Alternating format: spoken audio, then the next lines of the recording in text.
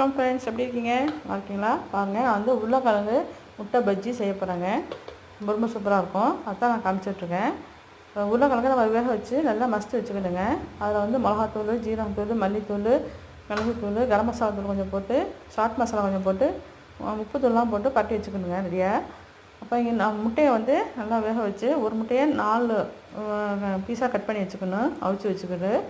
அப்புறம் இன்னொரு பவுலில் கடல மாவு, மைதா மாவு, அரிசி மாவுலாம் போட்டு, அதில் சோடாப்பு போட்டு, உப்பு போட்டு, மிளகாத்தூள்லாம் போட்டு அந்த பஜ்ஜி மாவு அளவுக்கு நம்ம காய்ச்சி வச்சுக்கிட்டோங்க. இப்போ வந்து உருளைக்கிழங்கை வந்து மசித்து வச்சுருக்கோம்ல, அதை வந்து சின்ன சின்ன பாலாக நம்ம எடுத்து வச்சுக்கணும். அதில் வந்து நடுப்பரை மசித்து விட்டு அதில் வந்து முட்டையை உள்ளே வச்சிடணும். உள்ளே வச்சு கவர் பண்ணியிருந்தேன். இந்த உருளைக்கிழங்கு இதை கவர் பண்ணியிருந்தேன். கவர் பண்ணிவிட்டு நம்ம வந்து தயார் பண்ணி வச்சுருக்கோம்ல பஜ்ஜி மாவு, அதில் டிப் பண்ணி ஒன்றா எண்ணெயில் பொரிச்சு எடுக்கணுங்க. ரொம்ப சூப்பராக இருக்குங்க. இது சாப்பிட ரொம்ப டிஃப்ரெண்ட்டான டேஸ்ட்டில் இருக்கும். நீங்கள் ஒரு மாதிரி ட்ரை பண்ணி பாருங்கள். திருப்பி செய்வீங்க. இதை ரொம்ப டேஸ்ட்டான பஜ்ஜி இது. முட்டை உருளைக்கிழங்கு பஜ்ஜிங்க இது.